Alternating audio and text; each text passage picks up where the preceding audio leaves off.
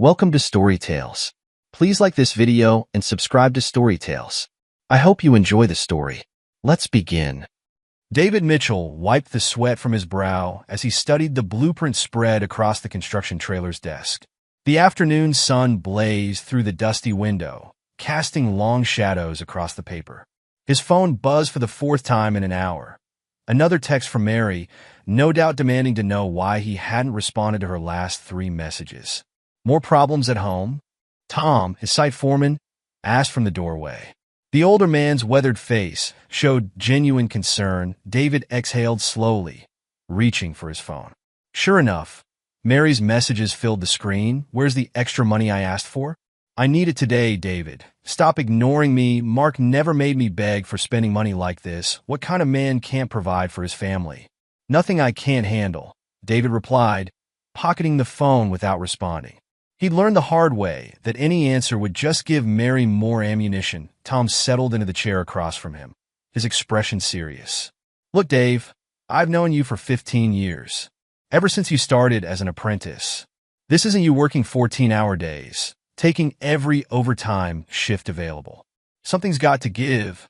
I appreciate the concern, Tom, but David's phone buzzed again, this time with a call from Jessica. He declined it, knowing she was probably just calling to pile on about the money. The overtime helps with the bills. You know how it is. Bills? Tom snorted. Or that BMW I saw your wife driving last week. The one you mentioned refinancing your house to afford. Before David could respond, his phone lit up with a text from Jessica. Mom's crying because of you. Again, why do you always have to ruin everything? Mark would have found a way to get her the money. That David's jaw tightened as he read the message. He'd been at work since 5 a.m., hadn't even taken a lunch break, and somehow he was still the villain in their story. Dave, Tom's voice cut through his thoughts. The crew's worried about you. Hell, I'm worried about you. When's the last time you took a day off? Spent time with that fishing gear you used to talk about? The fishing gear? David let out a hollow laugh. Mary sold it at a yard sale last summer. Said we needed the space in the garage for her Pilates equipment. Tom opened his mouth to respond, but David's phone buzzed yet again. This time, it was an email from their joint credit card company. Alert. Purchase authorized at Nordstrom for $2,947.83. Christ, David muttered, running a hand through his graying hair. They'd just had a fight about her spending last week, after she'd maxed out their main credit card on designer shoes. Go home, Dave, Tom said firmly. It's past 6. And you've been here since before sunrise. Whatever's waiting for you there. Well, staying here won't fix it. David wanted to argue, wanted to lose himself in another few hours of work, but he knew Tom was right. He gathered his things slowly, each movement heavy with the dread of what awaited him at home. The drive home took longer than usual, Friday traffic crawling along the highway. David used the time to brace himself, rehearsing explanations for why he couldn't magically produce the money Mary wanted. Nothing he could say would be good enough. It never was, but maybe he could minimize the drama. His truck pulled into the driveway just as the sun was setting. The house loomed before him, a 2-story Tudor that had once been his dream home. Now it felt more like a prison, its mortgage a chain around his neck, its walls echoing with constant criticism and complaints. Through the front window, he could see Mary pacing in the living room, phone pressed to her ear. Even from outside, her agitated gestures told him all he needed to know about her mood. Jessica's car was in the driveway too, her beautiful new Audi, another expense he could barely afford but had been guilted into providing. That David's hands trembled slightly as he inserted his key into the front door lock. His muscles ached from the long day of physical labor, but it wasn't the exhaustion that made him hesitate before turning the key. Through the door, he could already hear Mary's sharp voice, probably on the phone, probably talking about him. I don't know why I put up with it anymore. Mary's voice carried clearly as he stepped inside. He's nothing like you were, Mark. At least you understood a woman's needs. The smell of takeout Chinese food filled the air. He'd given Mary money for groceries just yesterday, but he knew better than to mention it. The living room lights were on, casting a harsh glare over the designer furniture he'd worked overtime to afford. Well, look who finally decided to come home, Mary called out from the kitchen, not bothering to end her phone call. No, not you, Mark. I'm talking to David. Yeah, that David. David's jaw tightened at the mention of her ex-husband's name. He set his lunchbox down on the counter, trying to ignore the way Mary's eyes followed him with barely concealed contempt. She was still beautiful at 42, and she knew it. Her blonde hair perfectly styled, her makeup flawless even at this hour. Sometimes he wondered if that's all she did all day while he was breaking his back at work. You wouldn't believe what I've been dealing with here, Mary continued into the phone, her voice carrying deliberately through the house. Remember how you used to surprise me with weekend trips to the coast? David thinks a big night out is going to Applebee's. A derisive laugh echoed from the stairway. Jessica, Mary's 17-year-old daughter, descended with the practiced grace of someone who knew they had an audience. Her face was a younger version of her mother's, wearing the same expression of barely disguised disdain. "Mom, you're being too nice," Jessica drawled, perching on the kitchen counter. "At least Applebee's has cloth napkins. Last time he took us to Burger King, David opened the refrigerator, more to hide his face than from any real hunger. The shelves were mostly empty, save for some expired yogurt and a six-pack of the expensive craft beer Mary insisted on buying. He could feel Jessica's eyes boring into his back. "That was for your birthday," he said quietly, closing the door. "You specifically asked for Burger King?" Jessica rolled her eyes. "Yeah, because I knew you couldn't afford anything better. Didn't want you to embarrass yourself trying." "Jessica," David started, trying to keep his voice level. "I've told you before." "Oh my God, Mark, you should hear him right now," Mary interrupted, laughing into the phone. "He's trying to do his father-knows-best routine, as if he could ever replace you." David straightened his shoulders, fighting to maintain his composure. "Mary, we need to talk about the credit card charges from today." Mary's eyes flashed. "I'm on the phone, David. Don't be rude." She turned away dismissively, her voice softening as she spoke to Mark. "See what I mean? So controlling. Not like you at all." Jessica smirked, pulling out her own phone. "Hey, Mom, should I call the country club and cancel that mother-daughter spa day you booked? Since someone is being cheap about money again." "Don't you dare," Mary snapped, covering the phone receiver. "David could figure out the money. That's what he's here for, isn't it?" The casual cruelty of their words hung in the air like poison. David stood there, still in his work boots and dusty clothes, feeling every bit the outsider they treated him as. 4 years of marriage, for years of trying to be a father to Jessica, for years of working himself to exhaustion, and this was what he had to show for it.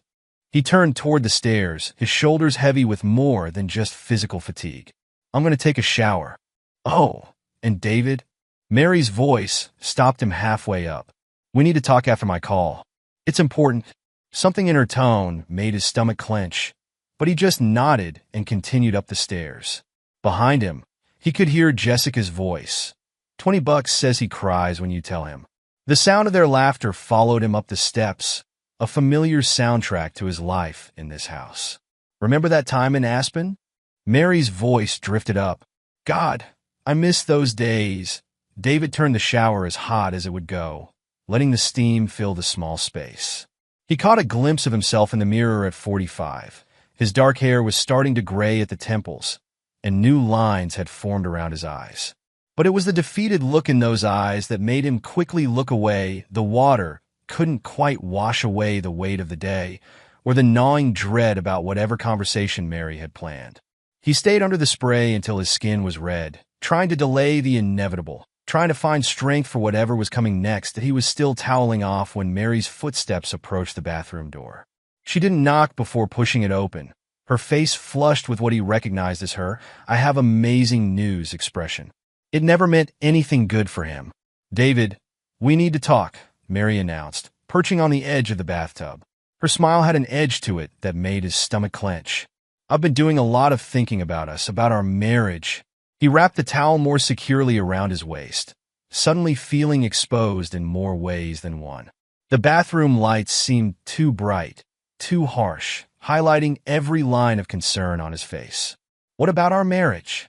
"Well," Mary drew the word out, examining her manicured nails, the ones he'd paid for just last week. "Mark and I have been talking, and we both agree that I need some time to figure things out.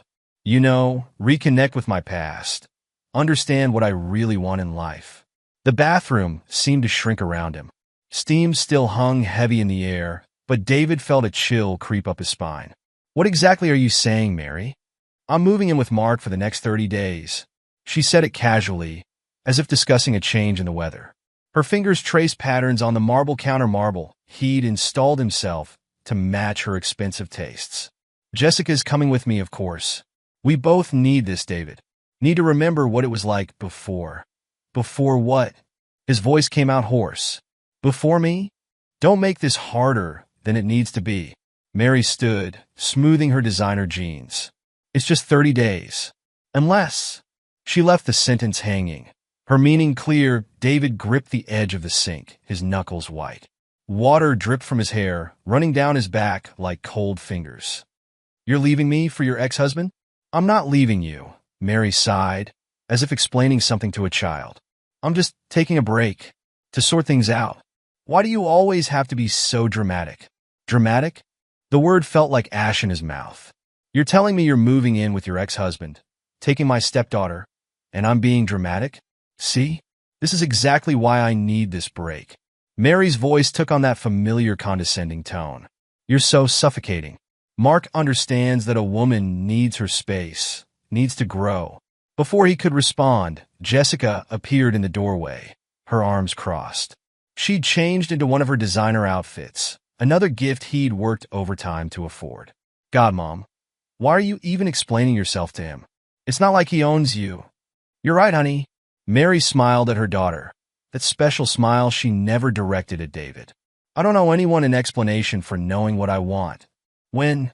David managed to ask. "When are you planning this break?" Mary checked her watch, the Cartier he'd bought her for their anniversary. "We've already packed most of our things. Mark's expecting us tonight." The words hit him like a physical blow. "Tonight? You've already packed?"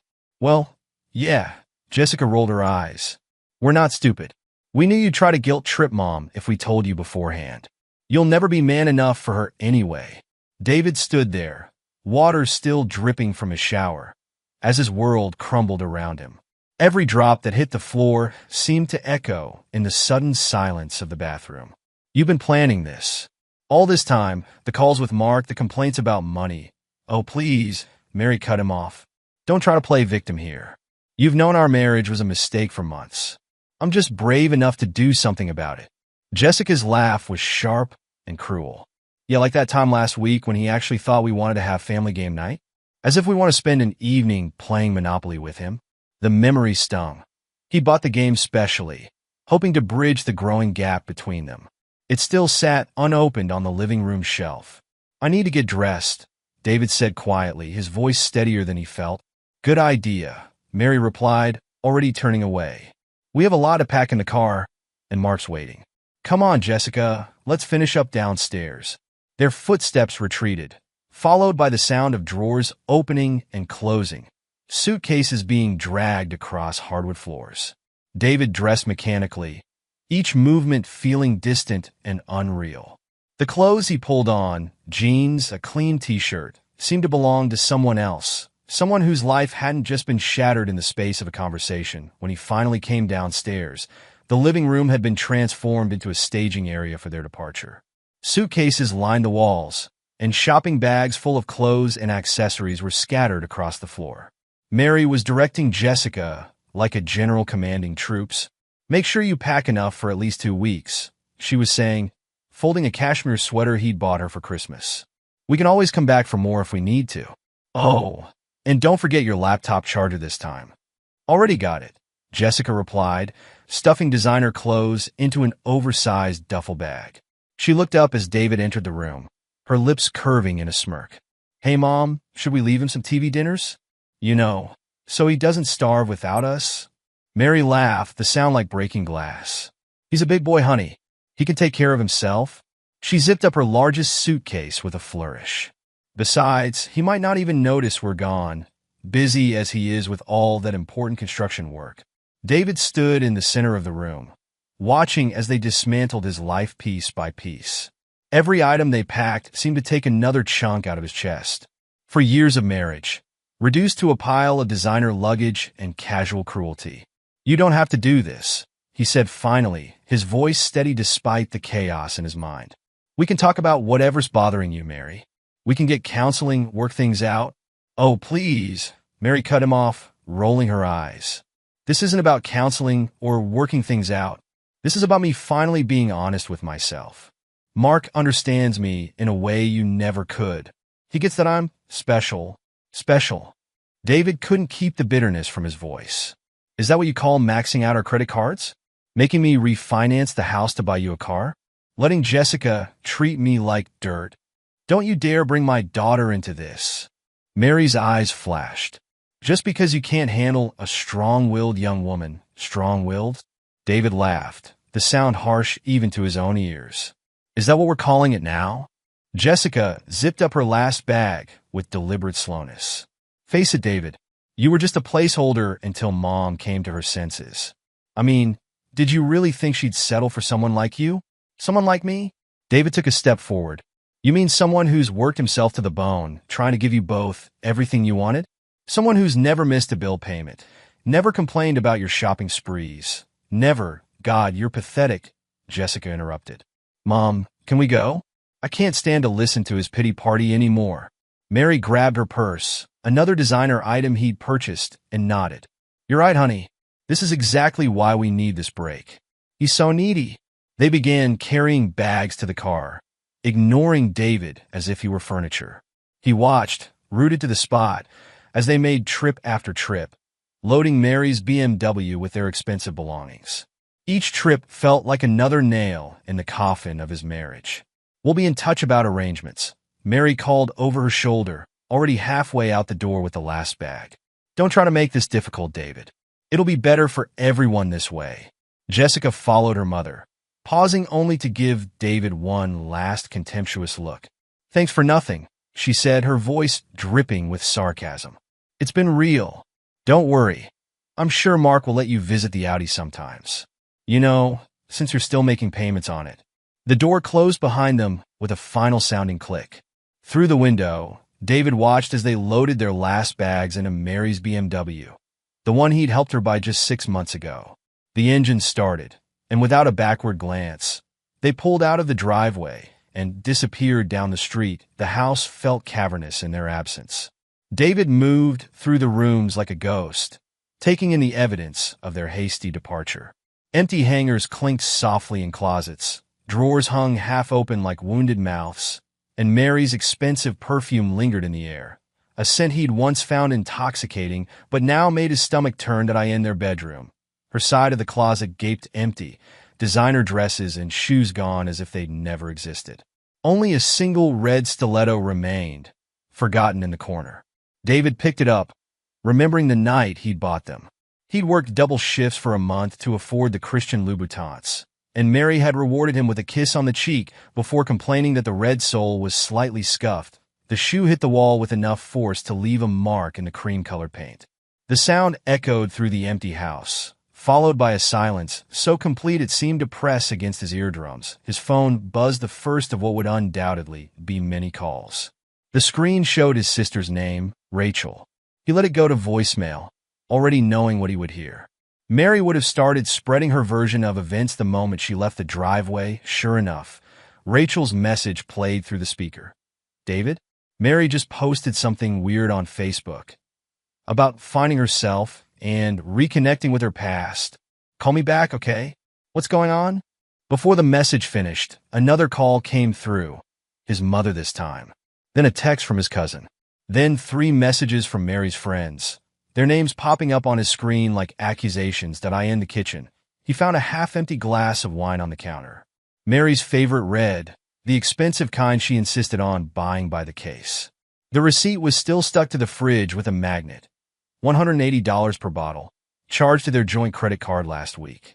Next to it hung Jessica's private school tuition bill, $24,000 per semester. Due next month. The numbers swam before his eyes, each digit representing hours of his life spent working, sacrificing, trying to build something that had been nothing but an illusion.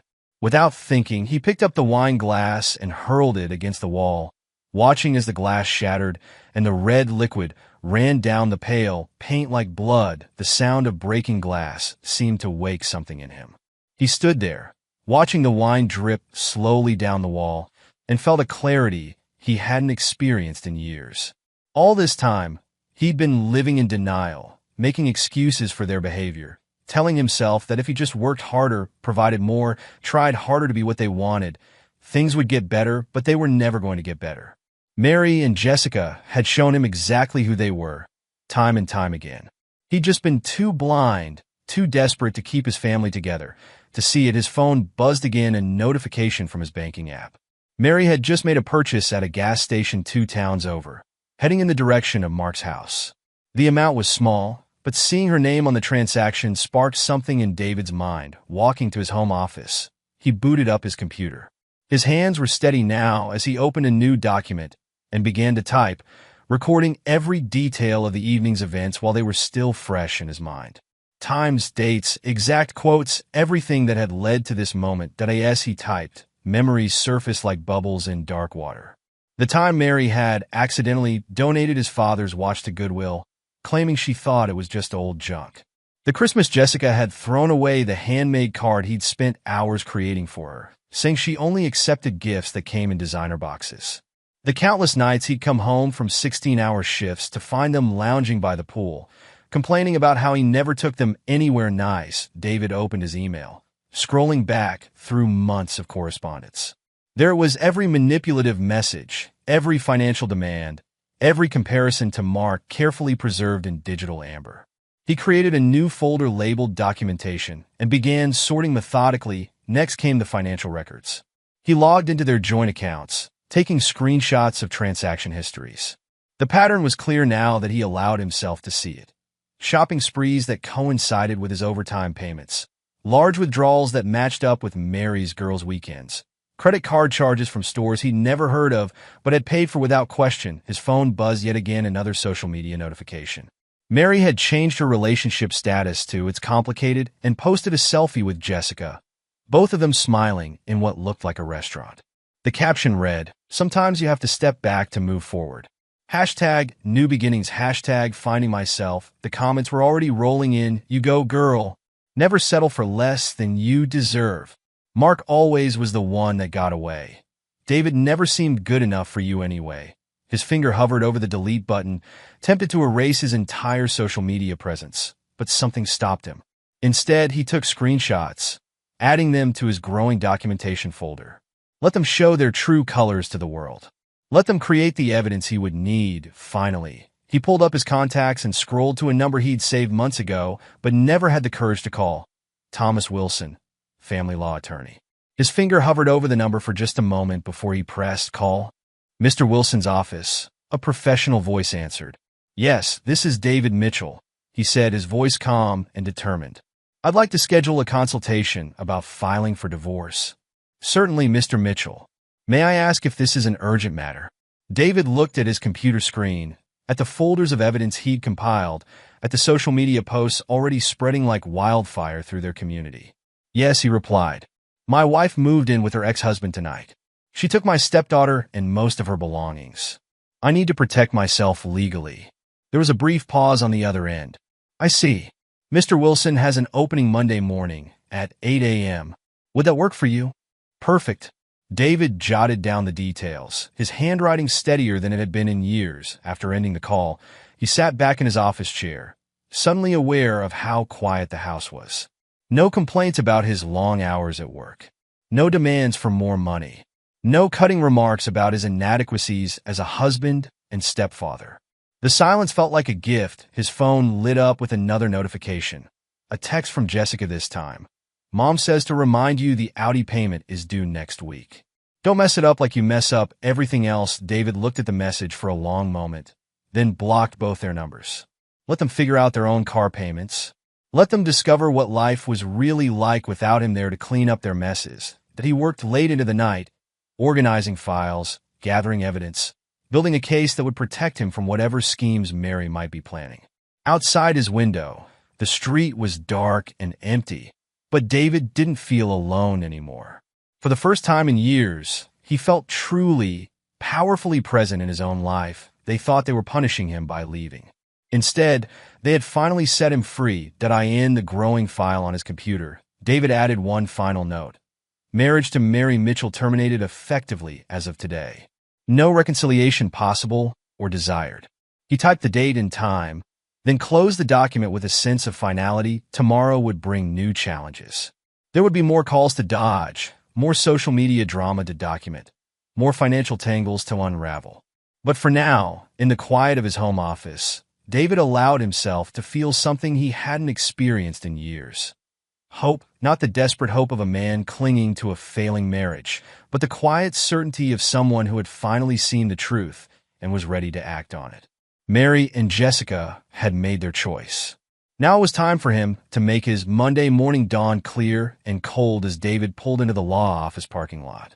The weekend had passed in a blur of ignored calls and methodical preparation.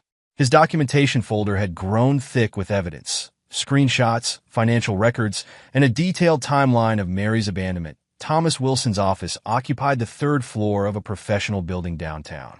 The attorney stood to greet him, a tall man with shrewd eyes and a firm handshake. "Mr. Mitchell," Wilson gestured to a chair. "Tell me about your situation." David placed his laptop on the desk.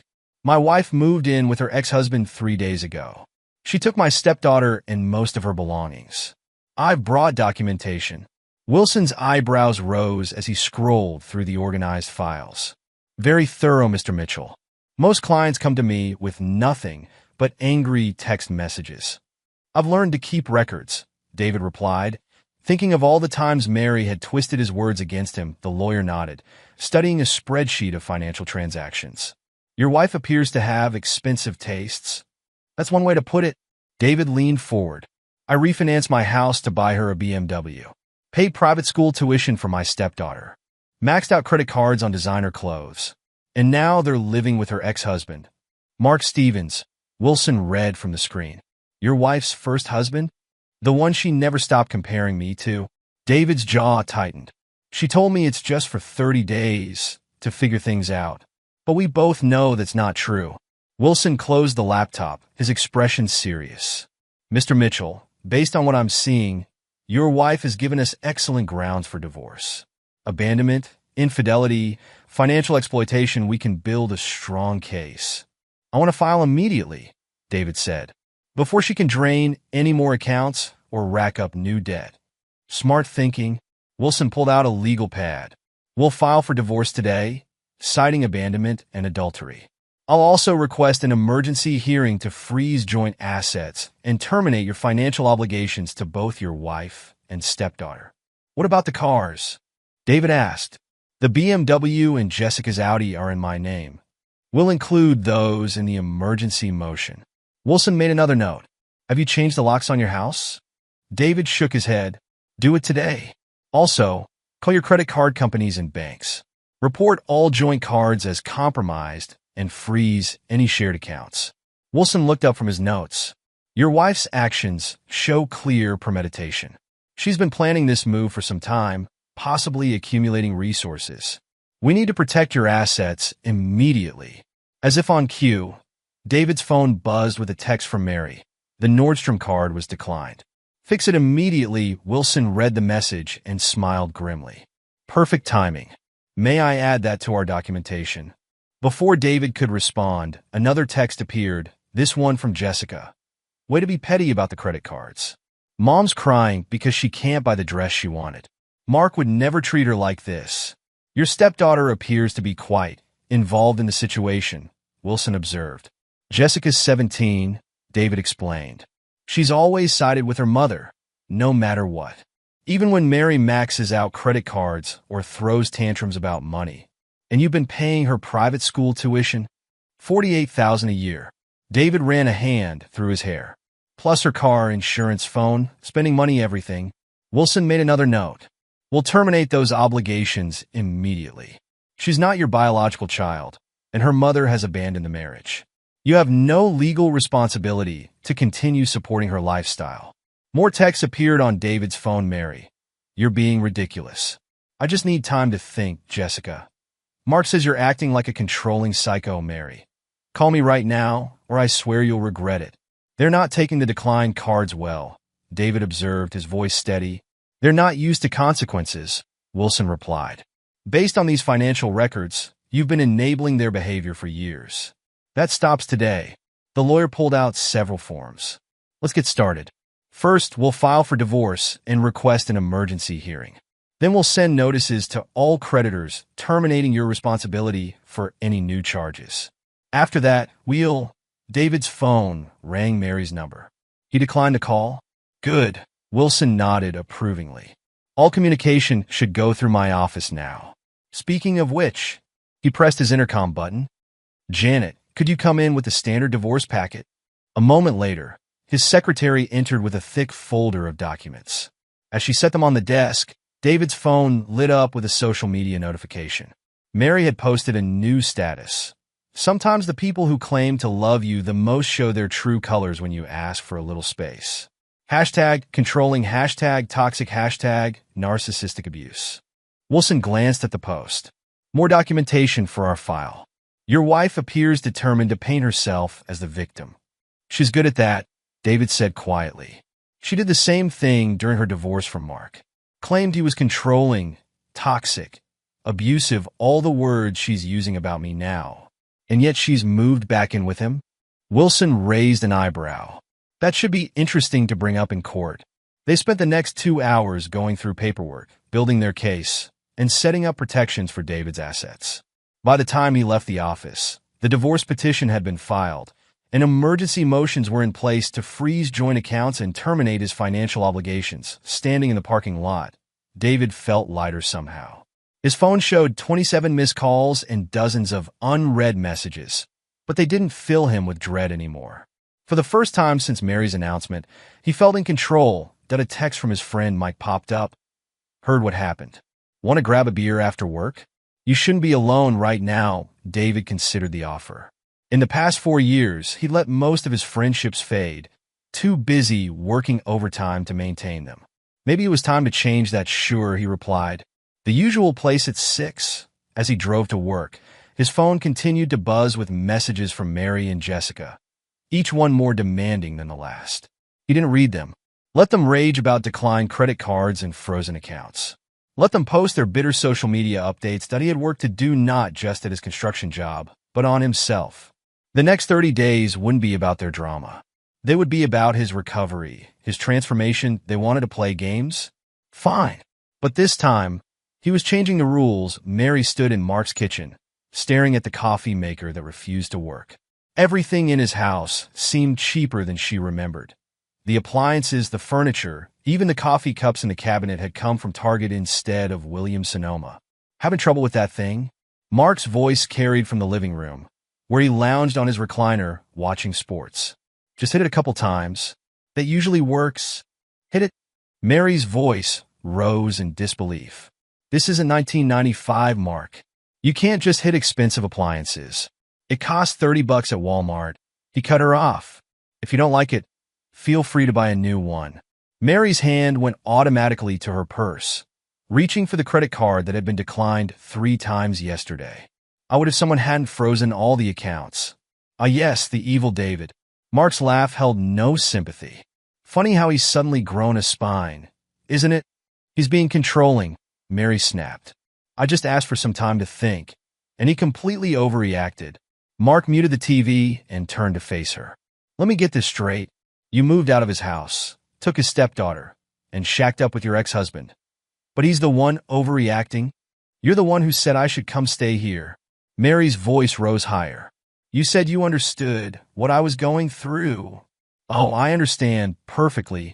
Mark's smile didn't reach his eyes. You got bored playing house with your construction worker, maxed out his credit cards, and thought you could come running back to me. Just like old times, right? Jessica chose that moment to storm into the kitchen, her face twisted in frustration. Mom, David canceled my spa appointment. The girl at the front desk said my card was declined, and they couldn't hold my slot. What? Mary spun toward her daughter. But that was my favorite massage therapist. I've been going to her for years. Yeah, well, she said without payment, she had to give the appointment to someone else. Jessica slammed her phone down on the counter. This is so humiliating. Everyone at school is going to be talking about this. Mark's laugh echoed from the living room. Welcome to the real world, princess. Turns out money doesn't actually grow on trees. Jessica's eyes narrowed. No one asked for your opinion. My house, my opinion, Mark shot back. And while we're sharing opinions, maybe keep it down. Some of us are trying to watch the game. Mary stepped between them. Mark, please. Jessica's upset. Jessica's always upset, he interrupted. Must be exhausting, being so entitled all the time. How dare you? Jessica's voice cracked. Mom, are you going to let him talk to me like that? Mary looked between her daughter and her ex-husband, her carefully maintained composure cracking. This wasn't how it was supposed to go. In her mind, coming back to Mark's house had meant rekindling their old passion, proving to everyone that she'd made a mistake leaving him for David. Instead, I need some air, she announced, grabbing her purse. Jessica, come on, we'll go get coffee. With what money? Mark called after them. David's not here to foot the bill anymore. At the local Starbucks, Mary stared at her phone, scrolling through her blocked cards. This is ridiculous. He can't just cut us off like this. Mom, Jessica leaned forward, her voice urgent. We need to do something. I have that winter formal coming up, and I already told everyone about the dress I was going to buy. I know, honey. Mary tried accessing another account, only to find it frozen. Maybe I could call the bank, explain the situation. What situation? A familiar voice cut through their conversation. Linda, Mary's closest friend, stood by their table with an odd expression. The one where you left your husband for your ex? Linda. Mary brightened. I'm so glad you're here. You wouldn't believe what David's doing. Save it. Linda's voice was cold. I saw your social media posts about him being controlling and toxic. Funny. I remember you saying the exact same things about Mark for years ago. Jessica jumped to her mother's defense. You don't understand. David's being totally unreasonable. Unreasonable. Linda laughed. He paid for your private school, bought you a car, funded your shopping sprees, and you both treated him like dirt. I saw it. We all saw it. That's not. Mary started, but Linda cut her off again. You know what's really toxic, Mary? Using men for their money, then playing victim when they finally stand up for themselves. She adjusted her designer purse, one Mary had helped her pick out at Nordstrom last month. Don't bother calling me for a while. I need to reevaluate some things. They watched in stunned silence as Linda walked away. Mary's hands trembled as she picked up her phone again, only to find another social media notification. 3 more friends had unfollowed her. Mom?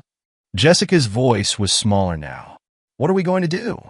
Before Mary could answer, her phone lit up with a message from her lawyer. David's attorney filed for divorce this morning, citing abandonment and adultery. All joint assets have been frozen pending emergency hearing. Recommend immediate consultation to discuss options. This can't be happening, Mary whispered, staring at the screen. He's supposed to be calling, begging me to come back. He's supposed to be lost without us. Jessica's phone chimed with its own notification. She read it and went pale. Mom? The school just emailed. They said unless this semester's tuition payment hits their account by Friday, I'm disenrolled. Back at Mark's house, they found him still in his recliner, empty beer cans scattered around him. Have a nice shopping trip? He asked, his voice heavy with sarcasm. Mark, we need to talk. Mary tried to keep her voice steady. About finances, about arrangements. Let me stop you right there. He muted the TV again. If you're about to ask for money, save your breath. I'm not your ATM, Mary. Never was, never will be. But Jessica's tuition, not my kid, not my problem. He turned back to the TV. Maybe try calling David. Oh, wait, you can't because you moved in with your ex-husband and got served with divorce papers. Jessica stormed upstairs, slamming the door to the guest room they were sharing. The sound echoed through the house like a gunshot. Mary stood in the middle of the living room, her designer purse full of useless credit cards hanging from her arm. The reality of their situation was finally starting to sink in. No more unlimited shopping. No more spa days. No more private school. This isn't how it was supposed to be. She whispered that Mark's laugh was cruel. Welcome home, Mary. Still think David was the problem. Upstairs, they could hear Jessica crying. The sound mixed with the blare of the TV and the hum of the broken coffee maker, creating a symphony of their unraveling lives that Mary's phone lit up with another notification. Her favorite boutique was canceling her store credit account. As she stared at the screen, another message appeared, this one from David's lawyer. All future communication must go through our office. Direct contact will be considered harassment. The walls of Mark's cheap house seemed to close in around her. This wasn't the triumphant return she'd imagined. This wasn't the passionate reunion she'd convinced herself would happen. This was karma. And it was only beginning. David wiped the sweat from his forehead, studying his reflection in the gym mirror. 2 weeks had passed since Mary and Jessica's departure, and the changes were already visible. Regular workouts and proper meals. No more rushed fast food between Mary's demands had begun reshaping his body. Looking stronger, Dave, Mike commented, racking his weights. Amazing what you can do when you're not working 16-hour days to fund someone else's shopping addiction. Speaking of addiction, David grabbed his water bottle. Guess who called the office again? Let me guess. The shopping queens are running out of money. David nodded. Mary tried convincing my lawyer that freezing the accounts was financial abuse. Then Jessica called crying about her private school tuition. What did you tell them? Nothing. David's voice was firm. All communication goes through the lawyers now. Mike grinned. Man, I never thought I'd see this side of you. Remember last year when Mary threw a fit because you bought the wrong brand of bottled water?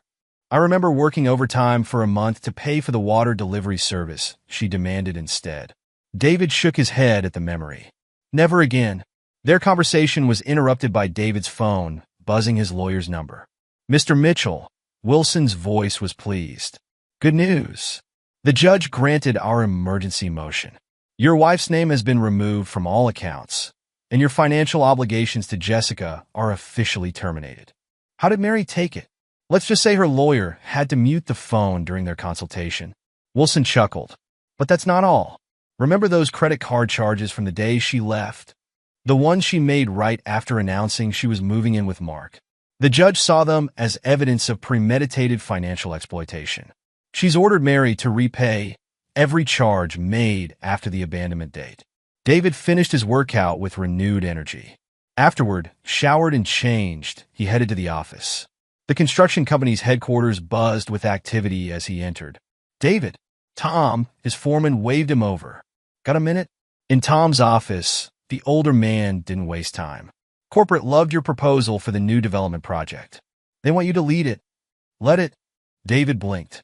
That's usually reserved for senior project managers. Which is exactly what they want to promote you to. Tom handed him a folder. The paperwork's all here. Significant pay raise, better benefits, company car, the works. David opened the folder, staring at the numbers. The salary was nearly double what he currently made. I know you've turned down promotions before, Tom continued. Something about needing flexible hours for family obligations? Those obligations have changed, David replied firmly. When do they want an answer? By the end of the week. Tom leaned back. Though between us, I already told them you'd take it. The David Mitchell I've known for 15 years wouldn't let this opportunity slip by not anymore.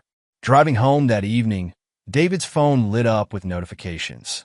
Mary had been busy on social media. Sometimes people show their true nature when you're most vulnerable. Hashtag toxic masculinity, hashtag financial abuse. The post had fewer likes than usual. The comments were telling. Didn't you just move in with your ex while still married? Pretty sure abandoning your husband isn't being vulnerable. Girl, you need to stop. We all know what really happened. At a red light, another message came through from Jessica's private school. They were confirming his withdrawal of financial responsibility and termination of tuition payments. Attached was a response from Mary, demanding they bill him anyway. His phone rang an unknown number. Against his better judgment, he answered. David? It was Jessica, her voice missing its usual arrogance. Please don't hang up. I need to talk to you about school. Any communication needs to go through the lawyers, he replied calmly. But they're going to kick me out. Her voice cracked.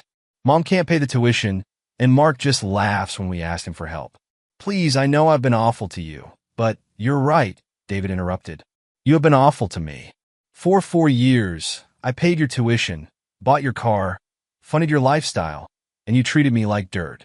Actions have consequences, Jessica. I'm sorry, she sobbed. I'll do better, I promise. Just please don't let them kick me out. Everyone will know why. Everyone will know that your mother chose to leave her husband for her ex, David corrected her. Everyone will know that she put her selfish desires above your education. Those aren't my actions, Jessica. They're hers. But goodbye, Jessica. Don't call this number again. He ended the call, feeling a strange mix of sadness and resolution. The old David would have given in, would have paid the tuition to avoid conflict. But the old David was gone, at home. He found an envelope from the BMW dealership. They were confirming the repossession order for Mary's car. Similar notices had arrived for Jessica's Audi and their joint credit cards. His phone buzzed again, a text from Linda, Mary's former best friend. You should see them at Starbucks, trying to pay with declined cards. Mark won't give them money for anything. Mary's telling everyone you're being cruel, but we all remember how she treated you. Stay strong, another message followed. By the way, her roots are showing badly. Turns out platinum blonde maintenance is expensive when you can't use someone else's credit cards. David smiled slightly, remembering all the times he'd paid for Mary's $400 hair appointments. The world she'd built on his credit cards was crumbling, one declined transaction at a time. His home office had become command central for his new life.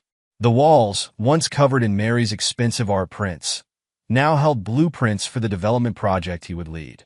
The desk where he used to pay their endless bills now held contracts for his promotion. That a final text came through from his lawyer. Mary's attorney reached out. They want to discuss reconciliation. Apparently, life with Mark isn't what she expected. How would you like me to respond? David's reply was immediate. Tell them there will be no reconciliation. Ever did he put down his phone and looked around his peaceful house. No more walking on eggshells. No more endless demands. No more criticism and comparisons. The doorbell rang. Mike and Tom, right on time for their weekly poker night. Another change in his new life. Actually having time for friends and hobbies. Brought beer, Mike announced, holding up a six-pack. And pizza, Tom added. Real food, not that fancy rabbit stuff Mary used to insist on. David welcomed them in, enjoying the simple pleasure of having friends over without Mary's running commentary about their working-class habits. As they settled around the table, Tom raised his beer. To karma, may it keep doing its job. To consequences, Mike added. To freedom, David finished. And minute 3 weeks into their stay at Mark's house, reality had thoroughly shattered Mary's fantasies of rekindled romance. She stood in the cramped bathroom, staring at her reflection in the cheap mirror. Her roots were showing dark against the expensive platinum blonde she could no longer maintain, and her designer clothes hung in the closet unworn. Mark didn't take her anywhere nice enough to warrant them. Mom! Jessica's voice carried through the door. The school just sent another email. Friday is my last day. If the tuition isn't paid. Mary gripped the bathroom counter. Did you try calling David again? His lawyer sent another warning about harassment. Jessica's voice cracked. And Mark just laughs every time I bring it up. Speaking of Mark, Mary lowered her voice. Did you ask him about borrowing money for your car payment? The repo notice came yesterday. Already tried. Mark's voice cut through their conversation as he pushed open the bathroom door. Princess here thought she could sweet-talk me into covering her Audi payments. As if I'd waste my money on that. Mary spun to face him. You can't just barge in here. My house, my rules. Mark leaned against the doorframe, beer in hand. Remember? You used to say the same thing to Jessica about David's house. Funny how that works. This isn't working, Mary said quietly. Maybe we should leave. Mark laughed. And go where? Back to David? Pretty sure that bridge is thoroughly burned. Or maybe you've got another rich sucker lined up. Don't talk to my mother like that. Jessica stepped forward, but Mark's expression stopped her. Or what? He took a swig of beer. You'll call David to defend her? Oh, wait, he's too busy enjoying his promotion and his new life. Without you two leeches draining his bank accounts. Mary's phone buzzed another email from her lawyer. David's attorney has rejected all attempts at reconciliation. They are proceeding with the divorce on grounds of abandonment and adultery. Face it, Mark continued, enjoying their distress. You played yourselves. Had a good man who paid your bills, bought your cars, funded your lifestyle, and you threw it away because what? He wasn't exciting enough? Didn't make you feel special enough? That's not, Mary started, but Mark cut her off. Save it. I've watched you do this for years. Find a decent guy, bleed him dry, then play victim when he finally stands up for himself. He crushed the empty beer can. Only difference is this time it backfired. David grew a spine. Jessica's phone chimed with its own notification.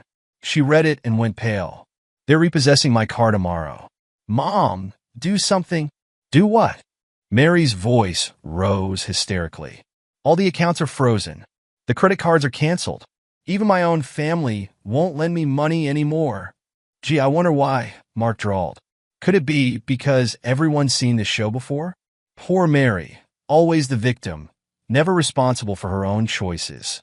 The doorbell rang, interrupting their argument. Mark went to answer it, leaving Mary and Jessica huddled in the bathroom. His voice carried up the stairs. Yeah, she's here. Come on in. Footsteps on the stairs. Then Linda appeared in the doorway. Her expression was a mix of pity and disgust. Linda, Mary stepped forward. Thank God you're here. You have to help us? I'm not here to help, Linda interrupted. I'm here to deliver some home truths, because apparently you still don't get it. What are you talking about? I just had lunch with David, Linda said, watching their reactions. Do you know what I saw? A man who's finally free, who's thriving without you two dragging him down. He's the one being cruel, Jessica protested. Cutting us off, canceling everything. Cruel? Linda laughed. You mean like how you treated him for 4 years? Making fun of his job, comparing him to Mark, spending his money while mocking him behind his back? That's different, Mary began. No, it's not. Linda's voice was hard. You two are getting exactly what you deserve. And you know what? Everyone sees it. Your social media pity party isn't fooling anyone anymore. Mary sank onto the toilet seat, her legs weak. I just needed some time to think. You needed his money, Linda corrected. And when he finally stood up to you, you ran back to your ex-husband, thinking David would chase after you, begging you to come back. How's that working out? Jessica wiped angry tears from her face. You're supposed to be Mom's friend. I was. Until I watched her destroy a good man's life for 4 years, then try to play victim when he stopped enabling her behavior. Linda adjusted her designer purse, one Mary had helped her pick out back when she could afford such things. David's lawyers showed me the financial records. Do you know how much money you two spent in the last year alone? Mary and Jessica stayed silent. Over $200,000. On clothes, spa days, hair appointments, designer bags, all while David worked himself to exhaustion trying to keep up with your spending. He never complained, Mary said weakly. Because he loved you. Linda's voice rose. He refinanced his house to buy you that BMW. Worked overtime to pay Jessica's tuition. Gave up his hobbies, his friends, everything just to make you happy. And how did you repay him? By moving in with your ex-husband the moment he started setting boundaries. Mark's laugh echoed from the hallway. Preach it, sister. Linda turned to leave, then paused. Oh, and Mary? David asked me to tell you something. The divorce papers were filed 3 weeks ago. There will be no reconciliation. No second chances. You made your choice. Now live with it. She walked out, leaving Mary and Jessica staring after her. The sound of her expensive heels on the stairs seemed to echo the death knell of their old life. Mom. Jessica's voice was small. What are we going to do? Before Mary could answer, Mark appeared in the doorway again. Well, this has been fun, but I think it's time we discussed your living arrangements. What do you mean? Mary looked up, dread in her voice. I mean, the 30 days are almost up, and this little experiment has run its course. Mark's smile was cold. Time for you two to figure out your next move. Somewhere else. You're kicking us out? Jessica's voice rose in panic. But where are we supposed to go? Not my problem. Mark turned away. Just like your car payments, your school tuition, and your shopping habits aren't my problem. You've got until the end of the week. Mary sat in the bathroom of her ex-husband's cheap house, surrounded by the ruins of her carefully constructed life. Her designer clothes mocked her from their hangers. Her platinum blonde roots grew darker by the day. Her daughter's private school career was ending in humiliation, and somewhere across town, David was living his best life. Free from their demands and drama, her phone lit up with one final notification, a reminder from her lawyer. Court date set for divorce proceedings. Attendance mandatory. Evidence of financial exploitation and abandonment will be presented. The walls of Mark's house seemed to close in around them. This wasn't the triumphant return she'd imagined. This wasn't the passionate reunion she'd convinced herself would happen. This was karma. And it was about to get worse. The 30 days were up. David sat in his home office, reviewing the final documentation his lawyer had prepared. Every financial record, every social media post, every text message had been cataloged and organized. The story they told was damning. A methodical account of manipulation, exploitation, and betrayal. His phone buzzed. Wilson's office calling. Mr. Mitchell. His lawyer's voice was urgent. They're on their way to your house. David glanced at his security camera's feed. Who's on their way? Mary and Jessica. Their time at Mark's is up, and apparently, he kicked them out this morning. Mary's lawyer just called, trying to negotiate their return to the house. Return to the house? David's voice remained steady. I assume you explained it's not happening. Of course. But Mary seems to think she can convince you in person. She's not taking no for an answer. As if on cue, a familiar BMW pulled into his driveway. No, not his driveway anymore. Just his. The security camera showed Mary and Jessica climbing out. Their designer clothes noticeably wrinkled, their expressions a mix of desperation and determination. They're here, David informed Wilson. Time to end this. Remember, don't engage directly. The divorce papers are ready. My associate is on her way with them now. The doorbell rang, followed by insistent knocking. David walked to the front door, divorce papers in hand, and opened it. Mary's face broke into a practiced smile. David, honey, we need to talk. No. He cut her off. We don't. Don't be like this. Mary stepped forward, trying to push past him into the house. I know things got a little messy, but we can work this out. We just needed some time apart to appreciate. To appreciate what? David's voice was ice. How you maxed out my credit cards? How you moved in with your ex-husband? How Jessica mocked me while spending my money? Mom was confused. Jessica interjected, her earlier arrogance replaced by panic. Mark turned out to be a total jerk. He kicked us out this morning, and the hotel wouldn't take our cards. Your cards don't work because they're all canceled, David explained calmly. Just like your school tuition, your car payments, and your phone bills. Actions have consequences. You can't do this to us. Mary's facade cracked. I'm your wife. Not for much longer. David held up the divorce papers. These are for you. Mary stared at the documents, her hands shaking. Divorce papers? But I just needed time to think, to figure things out. You figured things out just fine, David replied. You figured out that Mark hasn't changed, that your credit cards don't work without my money, that actions have consequences. Please, Jessica's voice broke. They're going to repossess my Audi. Everyone at school already knows about the tuition. I can't lose my car too. You already have? David's voice was firm. The repo company picked it up this morning, just like they're picking up your mother's BMW tomorrow. This is ridiculous. Mary's voice rose hysterically. You're being cruel and controlling. I'll tell everyone. Everyone already knows, David interrupted. Your social media campaign backfired, Mary. Every post, every accusation, every attempt to paint yourself as the victim, it's all documented. Along with the financial records showing exactly how you spent my money while planning your exit. A sleek black car pulled into the driveway, Wilson's associate arriving with the official copies of the divorce papers. Mr. Mitchell, the young lawyer approached with a briefcase. Everything's ready. This isn't happening, Mary whispered, watching as the lawyer began arranging documents on the porch. You can't just throw away 4 years of marriage. You threw it away, David corrected her. The moment you moved in with your ex-husband. The moment you chose your pride over our marriage. The moment you let your daughter treat me like dirt while spending my money. Mom. Jessica's voice was small. What are we going to do? Before Mary could answer, more cars began pulling into the street. Neighbors were emerging from their houses, drawn by the scene on David's porch. Linda's SUV parked across the street, and she stepped out with several other women Mary's former friend group, all watching with undisguised interest. Sign the papers, Mary, David said quietly. It's over. Over. Mary laughed, the sound brittle. You think this is over? I'll fight this. I'll tell everyone how you abused me financially. How he what? Linda called from across the street. Paid for everything while you cheated? Supported Jessica while she treated him like garbage? We all saw it, Mary. Every day for 4 years. Other voices joined in. Remember when she complained about the BMW's color? Or when Jessica called him weak at the neighborhood barbecue while wearing the designer clothes he bought her? Mary spun toward her former friends, her face flushing. You don't understand. I just needed. Save it for court. Wilson's associate interrupted, holding out a pen. Sign here, here, and here.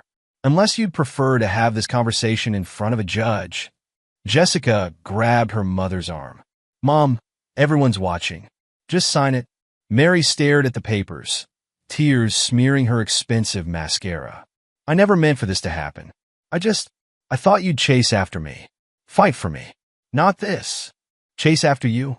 David's voice was quiet, but carried in the sudden silence. Fight for you? I fought for this marriage for 4 years. Worked myself to exhaustion. Gave up everything to make you happy. And you threw it all away for a fantasy about your ex-husband. The lawyer cleared her throat pointedly. Mrs. Mitchell? The papers? With trembling hands, Mary began to sign. Each scratch of the pen seemed to echo in the tense silence. Jessica stood beside her, all pretense of superiority gone, watching their comfortable life disappear with each signature. Your copies. The lawyer handed Mary a stack of documents. The court date is set for next week. Don't be late. The judge doesn't appreciate delays. But where are we supposed to go? Jessica's voice cracked. We can't go back to Mark's, and the hotels won't. Not my problem, David replied, echoing Mark's words from earlier. Just like my money wasn't your problem when you were spending it. Just like my feelings weren't your problem when you were mocking me. He turned to go back inside, then paused. Oh, and Mary? Don't forget to remove your things from the BMW before tomorrow. The repo company won't wait. The door closed with a final click, leaving Mary and Jessica standing on the porch with their divorce papers, surrounded by watching neighbors. Their carefully constructed world had crumbled, leaving them to face the consequences of their choices in the harsh light of public scrutiny. Inside, David let out a long breath. Phase 1 was complete. Now for the court date, where the real reckoning would begin. The courthouse loomed before David, its stone facade reflecting the morning sun. Inside, Wilson waited by the courtroom doors, reviewing their documentation one final time. Everything's in order, the lawyer assured him. Financial records, social media posts, witness statements. We've built an airtight case. Will they show up? David adjusted his tie, a new one he bought himself, rather than letting Mary pick it out. They have to. The judge made attendance mandatory after their lawyers tried postponing twice. Wilson checked his watch. Speaking of which, Mary and Jessica hurried down the hallway, their appearance markedly different from a month ago. Mary's roots had grown out considerably, her designer outfit replaced by something clearly off the rack. Jessica followed in clothes that would have made her cry with embarrassment just weeks ago. Their lawyer, a harried-looking woman named Patricia Reynolds, rushed behind them with an overflowing briefcase. Mrs. Mitchell, please remember what we discussed. No outbursts, no accusations. I know what I'm doing, Mary snapped, then tried to catch David's eye. David, please, can we talk before? All communication through the lawyers, Wilson interrupted smoothly. As you've been told repeatedly, the courtroom doors opened, and they filed in. David noticed several familiar faces in the gallery. Linda and other neighbors, his co-workers, even some of Mary's former friends. All here to witness the final act. All rise, the bailiff called as Judge Eleanor Martinez entered. She was known for her no-nonsense approach to divorce cases, particularly those involving financial misconduct. Be seated. Judge Martinez surveyed the courtroom. Mitchell versus Mitchell. Counsel, your opening statements. Wilson stood, his presence commanding. Your Honor, this is a clear case of abandonment and financial exploitation. The evidence will show that Mrs. Mitchell systematically abused Mr. Mitchell's resources while planning her exit, then attempted to manipulate public opinion when he finally stood up for himself. Patricia Reynolds rose next, her voice less confident. Your Honor, my client merely needed time to evaluate her marriage. Mr. Mitchell's reaction, cutting off all funds, canceling credit cards, terminating support for his stepdaughter, was extreme and vindictive. Vindictive? Judge Martinez raised an eyebrow. Ms. Reynolds, are you arguing that your client didn't move in with her ex-husband while still married to the plaintiff? Well, technically. And did she or did she not make several large purchases on joint credit cards immediately before this move? The timing was coincidental. Your Honor, Wilson interjected, I have the credit card statements right here. Mrs. Mitchell spent over $20,000 in the 2 days before leaving Mr. Mitchell, including a $5,000 deposit at a storage facility. The judge's expression hardened. A storage facility? Yes, Your Honor. Mrs. Mitchell had been secretly moving valuables out of their home for weeks, preparing for her departure.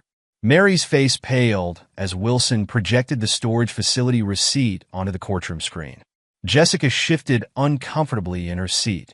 Furthermore, Wilson continued, we have extensive documentation of Mrs. Mitchell's social media campaign attempting to paint my client as abusive after he terminated the financial support she was exploiting. The evidence appeared on screen post after post of Mary playing victim, each one accompanied by financial records showing her excessive spending and planning. Mrs. Mitchell, Judge Martinez turned to Mary directly. Would you care to explain these posts? Particularly this one where you accuse your husband of financial abuse while simultaneously making a $10,000 jewelry purchase. Mary stood, smoothing her off-the-rack dress. Your Honor, I was confused. Mark, my ex-husband, he made me think. Made you think what? The judge interrupted. That you could abandon your marriage, move in with another man, and continue spending your husband's money? It wasn't like that. I just needed space to what? Run up massive credit card debt? Move your belongings to a secret storage unit? Allow your daughter to abuse her stepfather's generosity? Jessica sank lower in her seat as the judge turned her attention to her. Young lady, I've reviewed the text messages you sent your stepfather. Messages mocking him while simultaneously demanding he pay your private school tuition. Do you find that behavior appropriate? No, Your Honor, Jessica whispered. Speak up. No, Your Honor, Jessica repeated louder, tears forming. I was wrong. Wrong doesn't begin to cover it. Judge Martinez shuffled through some papers. Mr. Wilson, please present your client's proposed settlement. Wilson stood again. Your Honor, given the documented financial exploitation and abandonment, we're requesting that all joint assets be awarded to my client. Furthermore, we ask that Mrs. Mitchell be held responsible for all debt incurred in the final month of marriage, including the charges made after she left the marital home. Objection! Patricia Reynolds jumped up. Your Honor, that would leave my client with nothing. Nothing? The judge's voice was sharp.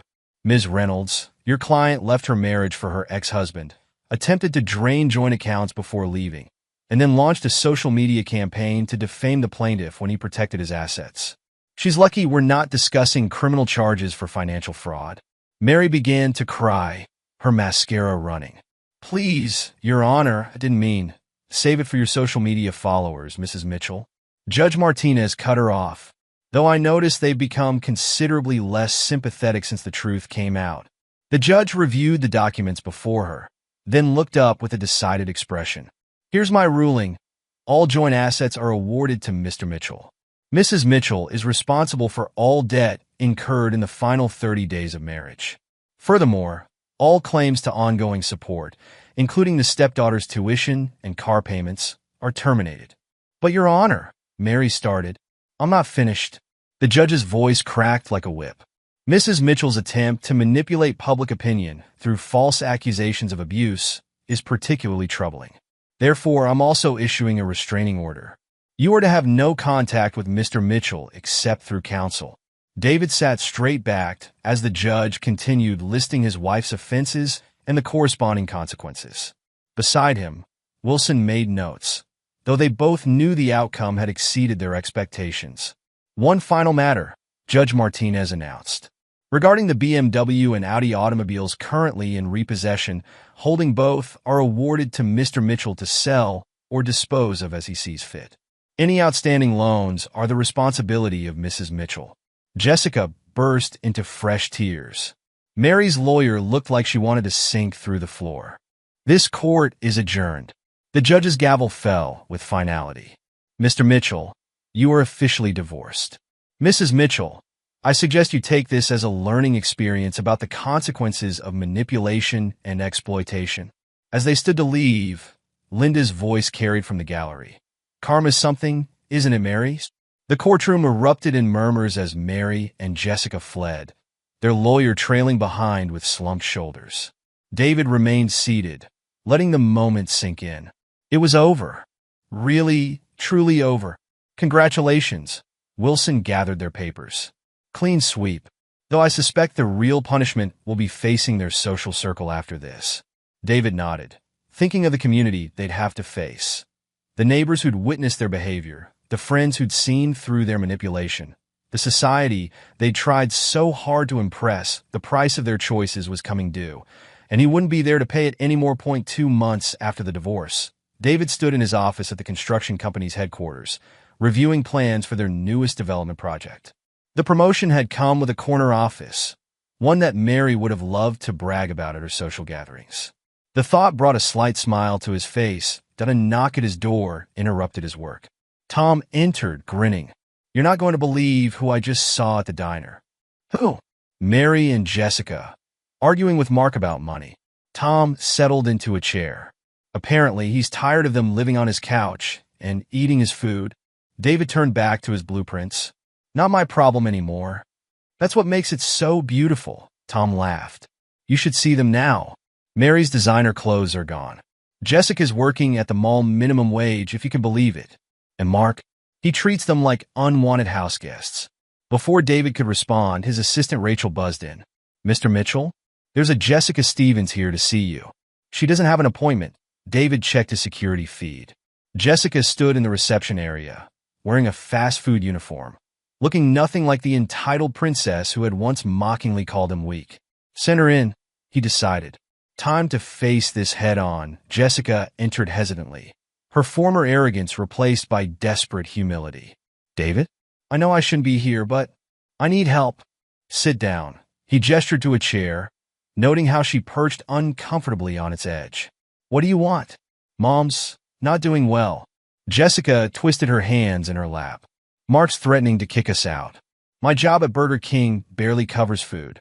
The private school won't even let me get my transcripts because of the unpaid tuition, so I can't transfer to public school, and stop. David's voice was firm, but not cruel. You're here for money. Please. Tears filled her eyes.